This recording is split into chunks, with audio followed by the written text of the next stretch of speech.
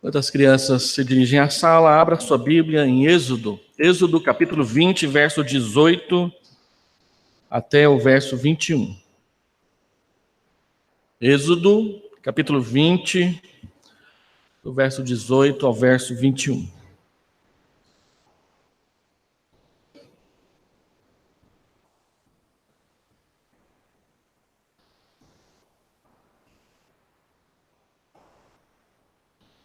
A palavra do Senhor diz: todo o povo presenciou os trovões e os relâmpagos, e o clangor da trombeta, e o monte fumegante, e o povo, observando, se estremeceu e ficou de longe. Disseram a Moisés: fala-nos tu, e te ouviremos, porém não fale Deus conosco, para que não morramos. Respondeu Moisés ao povo: não temais, Deus veio para vos provar e para que o seu temor esteja diante de vós, a fim de que não pequeis. O povo estava de longe, em pé. Moisés, porém, se achegou à nuvem escura onde Deus estava. Oremos. Deus, nós lemos a tua palavra num pequeno trecho e queremos pedir a luz do teu Espírito para que o entendimento da palavra do Senhor seja correto, seja coerente e seja prático para as nossas vidas, para a nossa adoração, para a forma como cultuamos o teu nome, para a forma como te obedecemos. O Senhor escolheu estes irmãos e essas irmãs para, sentados aqui nesta noite, ouvir a exposição da tua santa palavra.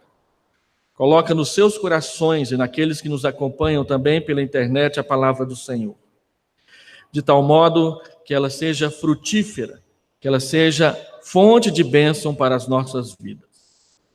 Oramos em nome de Jesus. Amém, Senhor Deus.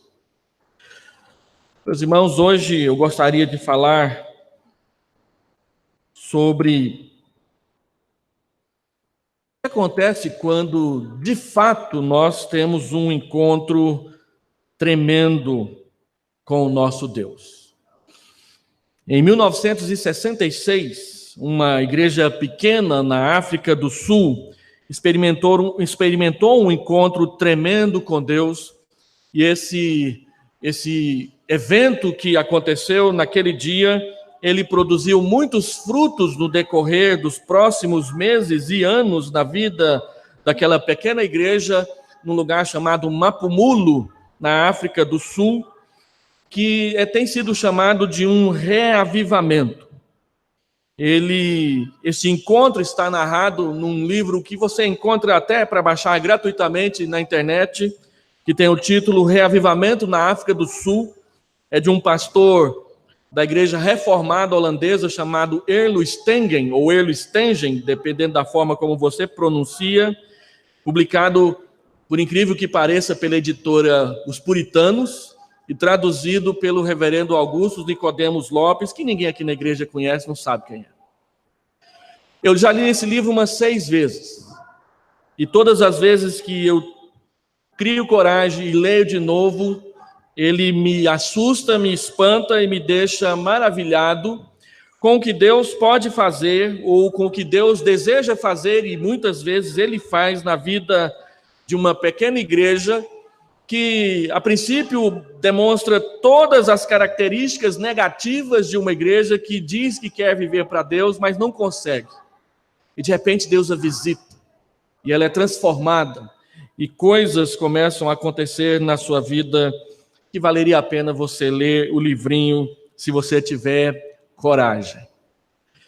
Este livro diz, e depois o reverendo Hernandes Dias Lopes, num outro livro que ele escreve a respeito dessa experiência, que durante 3 meses, os 3 meses anteriores ao que aconteceu nesse dia da visita de Deus àquela igreja, a igreja praticamente chorava nos cultos, pedindo que Deus a visitasse, que Deus tivesse misericórdia dela, que a palavra de Deus, quando falava aos seus corações, produzisse os mesmos frutos que haviam produzido no passado na vida de outras igrejas.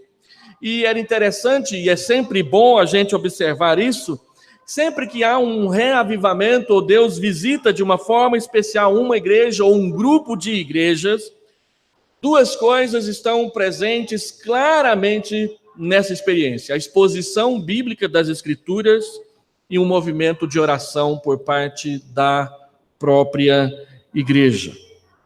Eles estavam ouvindo domingo após domingo uma série expositiva no livro de Atos. Aí um dia, do lado esquerdo da congregação, uma moça se levantou e disse: ó Senhor, ó Deus, será que não podes descer para estar entre nós como fizeste há 2000 anos atrás? O pastor disse que depois da oração dessa moça, ele teve a nítida impressão de que alguma coisa diferente ia acontecer na vida da sua igreja. No domingo seguinte, quando ele veio para conduzir o culto, ele percebeu uma outra coisa que ele nunca tinha visto naquela igreja antes. Todo mundo chegou antes dele. O pastor foi o último a chegar. E ele não chegou atrasado. Ele chegou para pregar a palavra no culto normal que todo domingo acontecia. Quando ele colocou o pé dentro da igreja, ele disse que ouviu um barulho de um som, de um vento. E a única coisa que ele teve coragem de fazer foi colocar a mão na cabeça. E ali mesmo na porta da igreja se ajoelhar diante de Deus.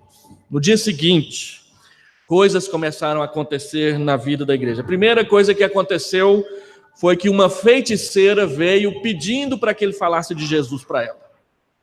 11 demônios foram expulsos daquela mulher. E depois dela veio mais uma, veio mais outra.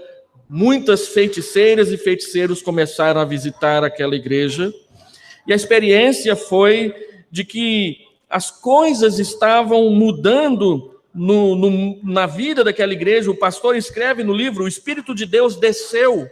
E ninguém precisou dizer ao outro que Deus estava no nosso meio. Havia plena consciência da presença de Deus entre nós. Todos sabíamos que Deus estava no nosso meio, sem dizermos uma única palavra. Só pude colocar a minha mão direita sobre a cabeça e curvar-me para adorar o Deus do céu. Todos nós queremos ter um encontro com Deus, e se pudesse ser pelo menos parecido com esse que eu acabei de escrever, do que aconteceu naquela igrejinha, numa cidade pequenininha, lá no interior da África, seria o ideal. Ah, se Deus fizesse uma coisa dessa aqui na igreja do Jardim Goiás, nós iríamos ficar pulando aqui a noite inteira, ninguém ia querer ir para casa, e quase todo mundo ia esquecer que amanhã é preto na folhinha e a gente tem que enfrentar o trabalho. Mas o que acontece quando um encontro como esse, ou parecido com esse, ou até mesmo diferente desse, acontece nas nossas vidas? Deus não aceita um estilo de culto construído para ele, embasado no uso de artimanhas humanas que visam apenas o reconhecimento público, o aplauso das pessoas que frequentam o culto. De fato, as pessoas estão se esquecendo de que Deus é um fogo consumidor. Embora elas peçam para Deus um encontro tremendo, elas não querem viver à altura dessa tremenda possibilidade nas suas vidas. O que está acontecendo aqui no texto que nós acabamos de ler? O texto que nós lemos, ele faz parte da entrega dos 10 mandamentos. Deus acaba de falar as 10 palavras, escrevendo-as com a sua própria mão, naquelas tábuas de pedra que ele preparou para que Moisés depois levasse ao povo. Moisés conduziu todo o povo para fora do arraial. No dia anterior, lavaram todas as suas vestes como sinal de purificação. Não tinha ninguém usando roupa suada, suja ou velha. Todo mundo estava usando roupa limpa, preparada exclusivamente para aquela ocasião. Versículo 19, capítulo 19, versículo 14, está escrito isso. Ninguém manteve relações sexuais com a sua esposa naquele dia, versículo 14, versículo 15 do verso 19. A reação do povo foi de medo, estremecendo, de temor diante da manifestação de Deus, capítulo 19, versículo 16, e também no capítulo 20, versículo 18, que nós acabamos de ler. O Monte Sinai estava encoberto ou recoberto de espessas nuvens negras. Havia fogo, havia tremor de terra, havia trovões e relâmpagos o tempo todo da manifestação de Deus, capítulo 19, versículo 18 e versículo 19. O povo estava proibido de sequer se aproximar do monte e subir para tentar ver o que Deus estava fazendo. Quem tentasse entrar lá na nuvem e subir no monte, o texto diz que era para ele ser morto imediatamente. Somente Moisés poderia subir, Deus havia dito isso claramente, capítulo 19, versículo 12, e também aqui no capítulo 20, versículo 21, que nós acabamos de ler. Mas não era só isso. Havia um clangor de trombeta que estava tocando o tempo todo, e à medida em que o tempo passava, o som daquela trombeta aumentava cada vez mais. Como se a cada 5 minutos, mais 2 trombeteiros viessem para aumentar o volume daquilo que estava acontecendo. Capítulo 19, versículo 19. Moisés chama esse espetáculo de apavorante, versículo 17 do capítulo 19. E o autor de Hebreus diz que Moisés, ao sair dali, diz: sinto-me trêmulo pelo que está acontecendo. O que está acontecendo? Deus veio visitar o seu povo. Nós vivemos numa época em que as igrejas, as pessoas falam de encontros tremendos com Deus. E não há nenhum exemplo bíblico de um encontro mais tremendo do que esse. Ele é tão tremendo que todo mundo ficou tremendo de medo na presença de Deus. E o texto diz que isso aconteceu desde o mais novo, que se acha o mais corajoso, até o mais idoso. Ninguém ficou de fora dessa experiência. Então, em tempos como os nossos, em que as pessoas falam que tem encontro com Deus o tempo todo, e a gente ainda coloca um plástico no nosso carro, no qual se diz assim: você já se encontrou com Deus hoje? Me pergunte como foi. E nós vamos banalizando a ideia, o conceito do que é estar na presença de Deus, numa experiência única, especial com o Deus da nossa salvação. Por isso é justo a gente perguntar o que acontece, ou o que pelo menos deveria acontecer, quando alguém de fato, de verdade, está na presença de Deus para ter com Ele um encontro. O texto nos ensina algumas verdades. A primeira delas está no versículo 18. Quem se encontra com Deus se estremece com o que vê na sua presença. Olha aí o texto, versículo 18. Todo o povo presenciou os trovões e os relâmpagos, e o clangor da trombeta, e o monte fumegante, e o povo, observando, se estremeceu e ficou de longe. Diante do que Deus está fazendo ali para mostrar quem Ele é e de que tipo de poder nós estamos falando, o povo tomou 2 atitudes. Ficou de longe, só observando e tremendo de medo. Não é que Deus simplesmente quer passar medo na gente, Moisés vai explicar isso mais adiante. Mas é porque quando nós estamos diante, de fato, daquele que tem poder, essa é a atitude que acontece diante de nós. O texto diz que todo o povo presenciou a manifestação de Deus. As manifestações de Deus, elas são pessoais, mas também elas são coletivas em algumas vezes, pois elas visam a edificação de todos. Paulo ensina em 1 Coríntios 14, que a edificação da igreja é mais importante que o prazer pessoal de usar dons espirituais e ter certas manifestações especiais de Deus na vida de um ou de outro irmão dentro da igreja. Todo o povo, diz o texto, estremeceu por causa daquilo que viu. E é preciso reconhecer que o encontro tremendo com Deus, de fato, ele é tremendo.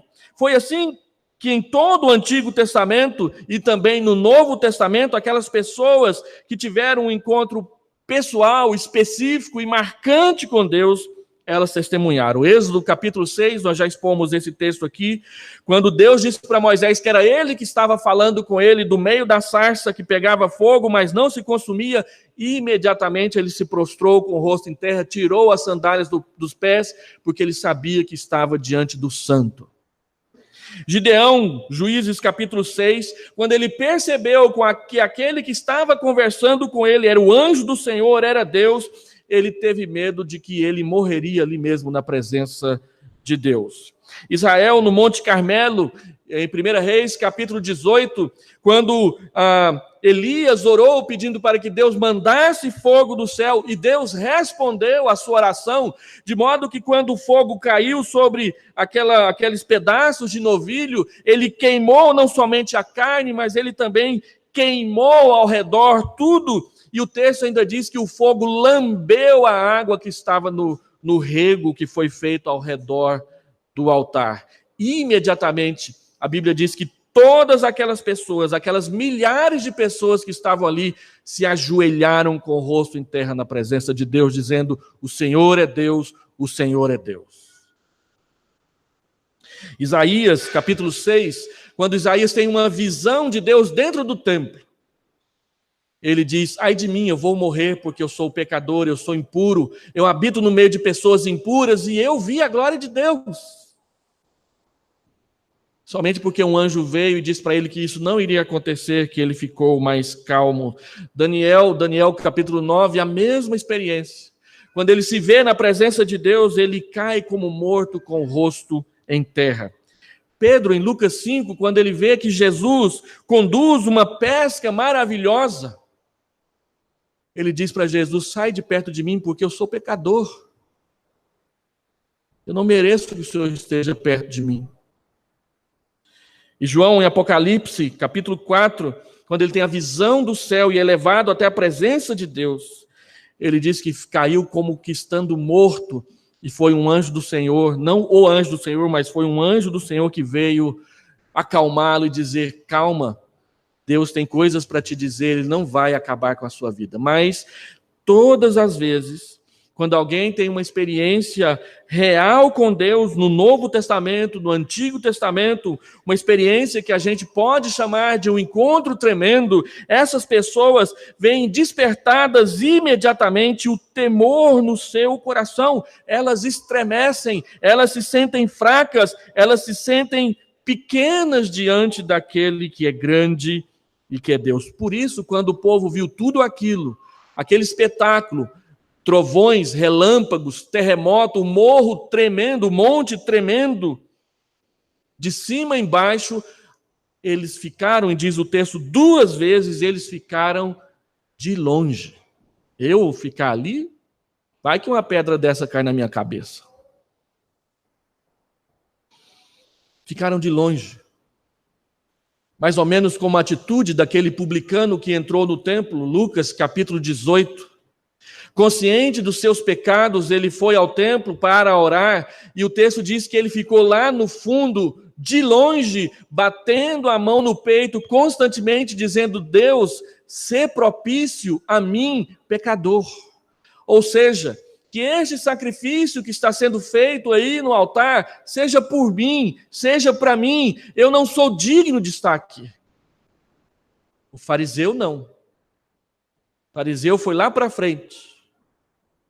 E eu tenho certeza que esse negócio da gente querer sentar só lá atrás não tem nada a ver com essa história do fariseu e do publicano. Mas o fariseu foi lá para frente porque ele achava que ele era o cara. E que era um favor para Deus ele estar na igreja. E ele então diz: graças te dou, Deus, porque eu sou bom para estar aqui. Mas a atitude que a Bíblia diz que Deus aceitou foi daquele homem que estava lá atrás.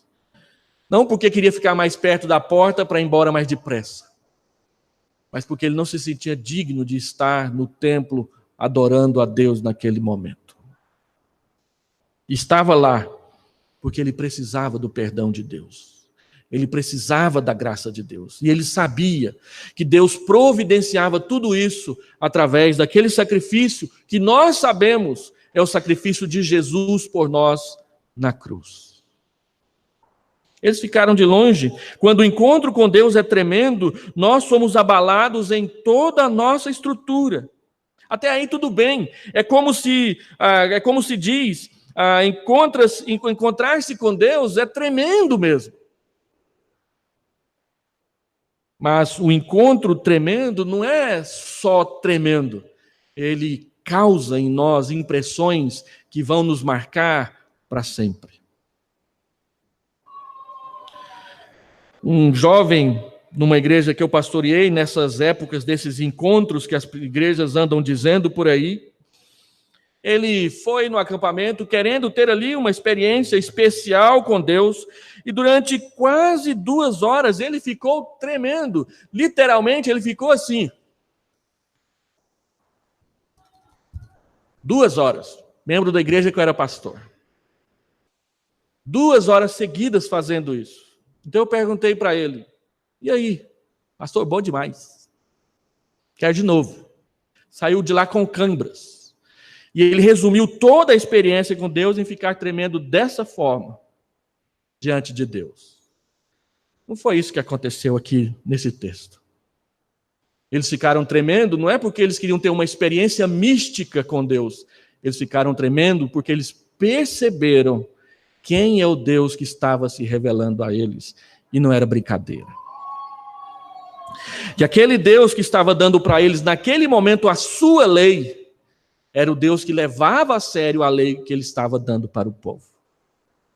E o povo precisava saber isso, e Deus mostrou dessa forma tremenda diante dos seus olhos. Segundo, o que acontece quando nós temos um encontro tremendo com Deus? Quem se encontra com Deus teme aproximar-se dele levianamente. Não é que teme se aproximar de Deus, mas teme se aproximar de Deus levianamente, sem seriedade. Moisés é nomeado mediador entre Deus e o povo. E esse é o grande propósito de Deus com toda essa manifestação maravilhosa e tremenda diante dos seus olhos. O que ele quer mostrar é que a única forma de nós entrarmos na presença de Deus e usufruirmos da sua graça, do seu favor, do seu amor, é através do mediador que ele mesmo escolheu para nos conduzir. Quando o texto diz que só Moisés poderia entrar, Moisés aqui é aquilo que nós chamamos de um tipo de Cristo. Ele é uma representação da mediação de Cristo em favor do seu povo.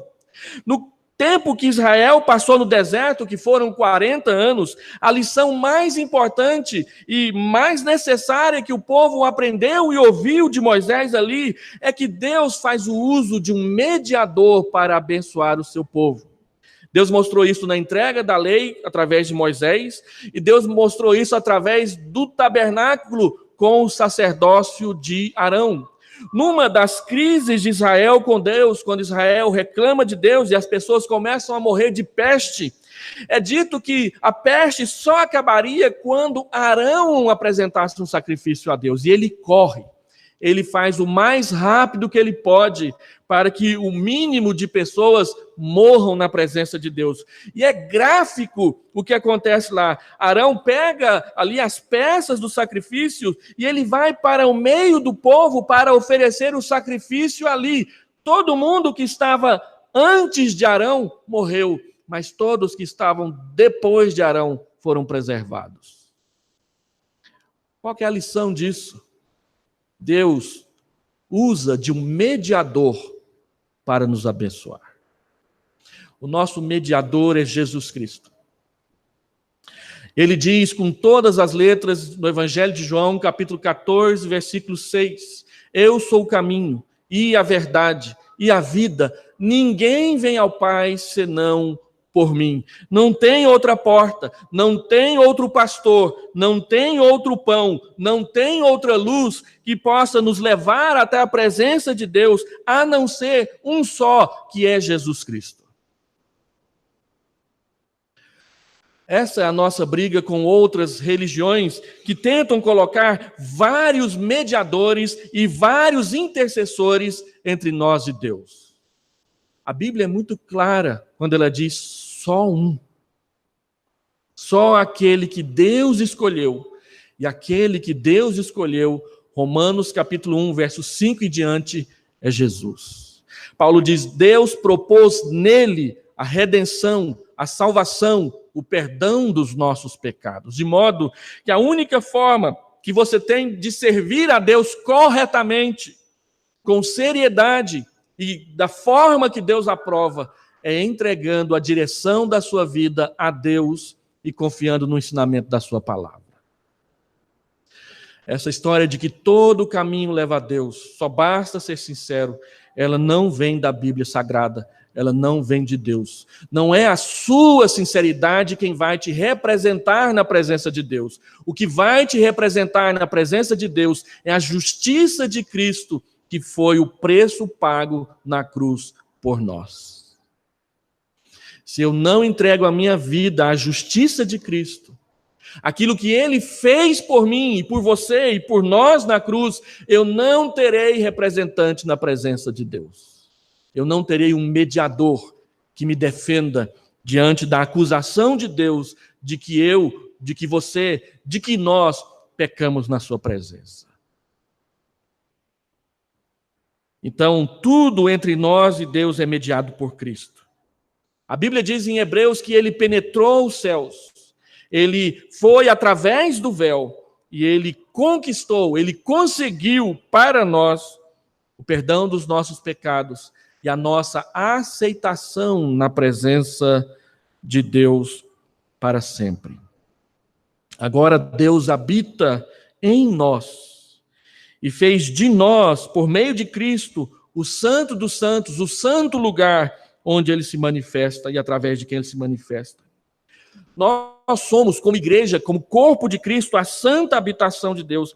E isso não muda o fato de que é somente através da mediação de Cristo que é possível nós sermos igreja, nós andarmos juntos, nós servirmos a Jesus. E o resultado de tudo isso, Paulo diz em Romanos capítulo 5, versículo 10, 11, foi reconciliação.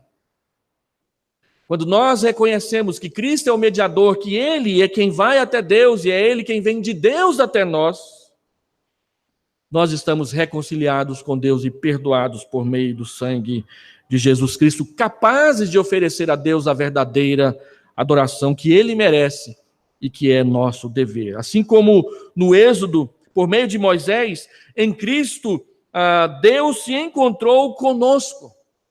E Ele tem se encontrado conosco sempre, quando celebramos a ceia, quando frequentamos e nos fazemos presentes no culto, quando em casa nós o chamamos através de uma oração, quando sozinhos, no nosso quarto ou na sala, onde quer que seja, nós abrimos a nossa alma e conversamos com Ele em nome de Jesus. Quando você diz no final da sua oração, em nome de Jesus, o que você está dizendo é que você reconhece que Jesus é o seu mediador. E que qualquer bênção que Deus possa lhe dar e lhe conferir, ela só é possível porque Jesus te representa na presença de Deus e representa Deus também na nossa presença. O resultado disso foi que Ele nos reconciliou. Então, quando o povo diz para Moisés, fala você e não Deus, o povo está aprendendo uma lição aqui. Ele está dizendo, o povo diz, olha, fale você para que não morramos. Porque este Deus aí, de fato, Ele é tremendo, Ele é imenso, Ele tem todo o poder nas mãos. A adoração não está e não será como a adoração dos ídolos no Egito. Não será um espetáculo programado, cheio de manipulação e de preferências, mas é um encontro com o único Deus vivo e verdadeiro, que se revela a nós da forma como Ele achar mais apropriado fazer. E que não somos nós quem marcamos os horários, as datas e as agendas, mas é Ele. Não é Ele que tem que organizar a eternidade em torno de nós. É nós que temos que organizar a nossa efemeridade em torno da sua eternidade.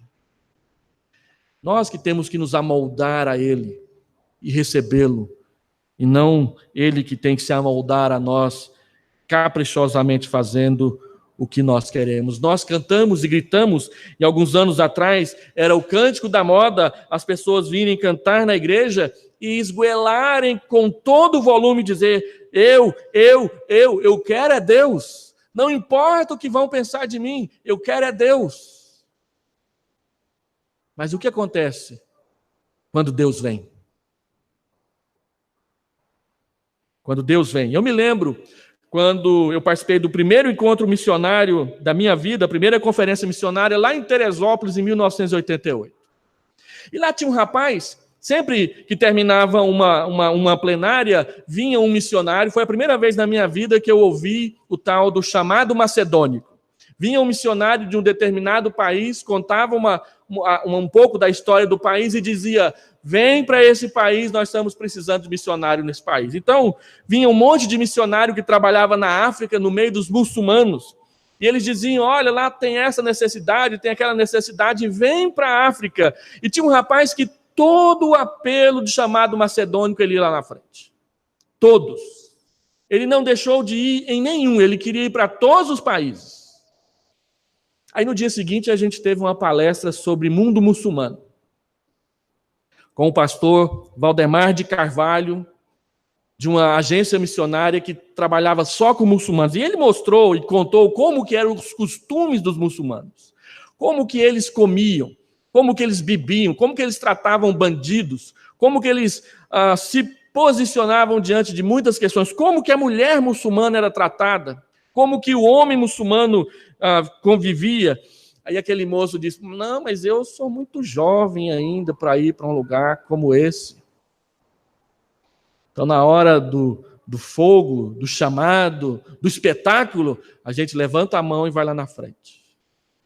Mas na hora que é dito, de fato, o que precisa e o que é, a gente começa a dizer: não, eu sou muito jovem. E como Moisés, lá em Êxodo 6, nós começamos a amontoar desculpas na presença de Deus, como se fosse Deus que precisasse de nós, e não nós que precisássemos de Deus. Terceiro, quem se encontra com Deus aprende o que significa temer a Deus. Moisés diz: não temais.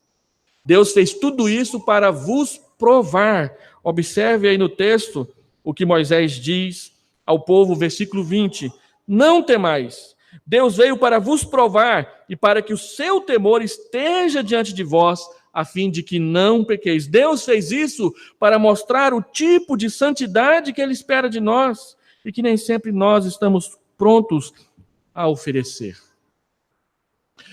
Porque a santidade de Deus, ela de fato causa medo em quem é pecador. Quando Adão pecou e Deus veio conversar com ele na viração do dia, e Deus então diz: onde estás, Adão? Ele diz: eu fiquei com medo. E porque fiquei com medo, eu me escondi atrás das árvores. Porque eu tive vergonha. Vergonha porque estava nu, mas vergonha porque tinha desobedecido a Deus. Moisés diz: Deus veio, não foi para judiar de vocês. Deus veio para vos provar, para ver se vocês de fato estão comprometidos com Ele. Essa é a intenção de Deus. Por isso, o que é temor? Temor é estar diante de Deus. É estar na memória continuamente, como eles estavam vendo tudo aquilo acontecer. Aquilo iria ficar na memória deles por muito tempo, por toda aquela geração. Milagres não são para todo dia, meus irmãos. Quando nós presbiterianos falamos isso, nós não estamos descrendo de milagres. Nós só não estamos banalizando o que as pessoas falam a respeito de milagres.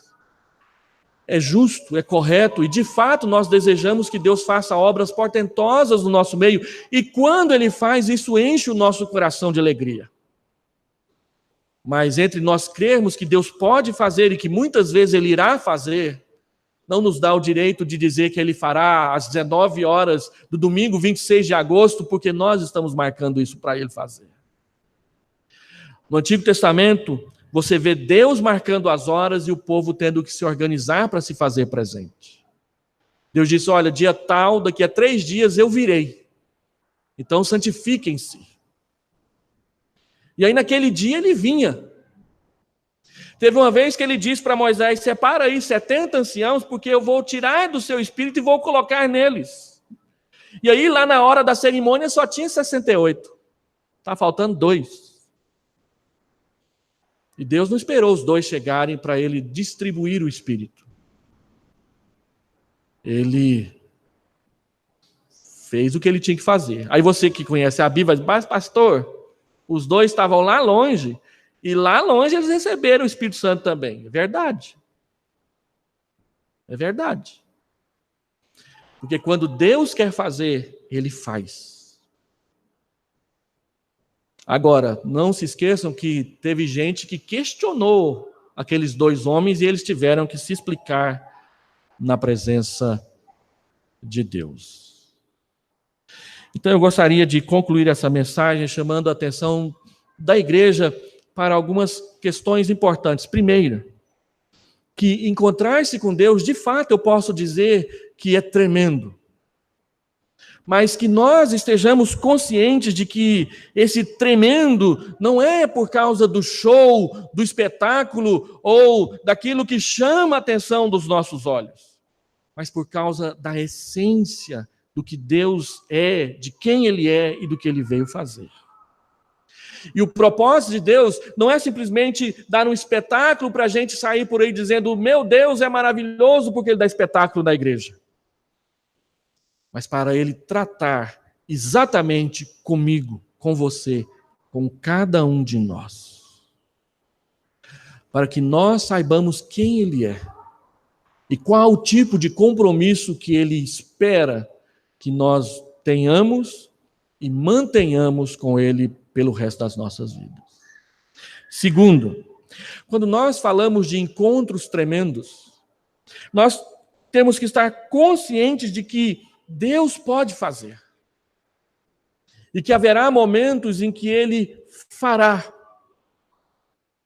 Mas que não somos nós quem agendamos a data e o local. Eu me lembro que uma vez nós fizemos um acampamento numa igreja, e aí quando o acampamento terminou, um acampamento normal, teve música, teve cântico e tudo mais. E aí terminou o acampamento, uma moça chegou para mim: esse acampamento não foi bom não. Por quê, irmão? Ninguém chorou no acampamento, pastor. Esse acampamento foi bom, não. E essa era uma perspectiva que várias pessoas que estavam naquele acampamento saíram falando. Mas 2 meses depois, uma irmã que estava naquele acampamento veio ao meu gabinete. Ela estava disciplinada por relações sexuais ilícitas. E ela foi no acampamento. E ela disse para mim o seguinte: pastor, aquilo que eu ouvi lá no acampamento, aquilo que aconteceu lá no acampamento, foi importantíssimo para que eu não abandonasse a minha fé. O acampamento que nós olhávamos para ele e dizíamos: não foi bom, não teve ninguém chorando no acampamento. Nós queremos ver lágrimas, nós queremos ver emoções, nós queremos ver alguma coisa que chame a atenção e que chacoalhe as pessoas. E Deus diz que não é assim que Ele trabalha. Pouco tempo depois dessa experiência tremenda com Deus no Monte Horebe, Deus chamou ao Monte Horebe uma outra pessoa, Elias. Quando Elias chegou lá no Monte Horebe, então viu um fogo, e ele pensou: Deus está no fogo, e Deus não estava no fogo. Depois teve um terremoto, ele disse: Deus está no terremoto, e Deus não estava no terremoto. Então, teve uma outra questão, e Deus também não estava. Aí o texto diz que teve um vento suave. A palavra que é usada lá na minha tradução é um cicio suave. E daquele cicio, aquele ventinho, aquele vento que entra pela fresta, Deus falou com Elias e perguntou: o que você está fazendo aqui? Então nós temos que ter essa consciência de que encontros com Deus, eles são tremendos, não é só porque a gente treme, mas é pelo que Deus veio tratar conosco e o que Ele quer fazer nas nossas vidas. Talvez não tenha nenhuma manifestação externa portentosa, mas o que Deus faz lá na alma abala os alicerces da nossa vida. Deus trabalha com barulho, mas Deus trabalha também em silêncio. E quem conhece a Deus sabe que é assim. Terceiro, quando nós falamos de encontros tremendos com Deus, nós estamos falando de convicções de que poderão suceder e acontecer na vida de cada um de nós. Ou juntos, como aconteceu lá na igreja de Mapumula em 1966, ou particularmente, como já aconteceu comigo, e talvez já tenha acontecido com você uma ou outra vez na sua vida. Teve uma época no seminário em que eu deixei de acreditar em Deus. Foi no segundo semestre de 1988. Eu estava no segundo ano do meu seminário. Não sei o que aconteceu, de repente eu não acreditava mais. Assisti uma semana de aulas e preguei 2 sermões sem acreditar numa única palavra do que eu estava dizendo. Aí quando eu estava voltando para casa, a pé, um versículo do Salmo 116 veio na minha memória. Eu cria, ainda que disse, estive sobremodo aflito. Esse versículo veio na minha memória. Eu voltei correndo para casa, era lá, o seminário funcionava em Campinas e eu morava lá no Norte Ferroviário, onde hoje é um shoppingzinho lá. E eu fui correndo. E eu entrei em casa, ajoelhei do lado de um tamborete que eu tinha, onde eu fazia minhas refeições. E eu comecei a chorar. E a impressão que eu tinha é de que Deus estava do meu lado. Parece que eu sentia alguém respirando do meu lado. Então eu pedi perdão a Deus. Confessei o meu pecado. E eu nunca mais esqueci daquilo que aconteceu. Pode ser um encontro tremendo com um barulho de um som impetuoso. Mas pode ser um encontro tremendo por Deus soltar uma faísca, uma fagulha na sua memória para você se lembrar de algo que você jamais deveria ter esquecido. Deus é assim. E em tudo isso a gente vê uma coisa que a gente jamais esquece. Ele é bom. E Ele nos prova.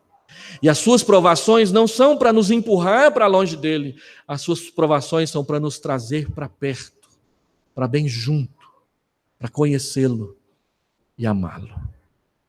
Vamos orar?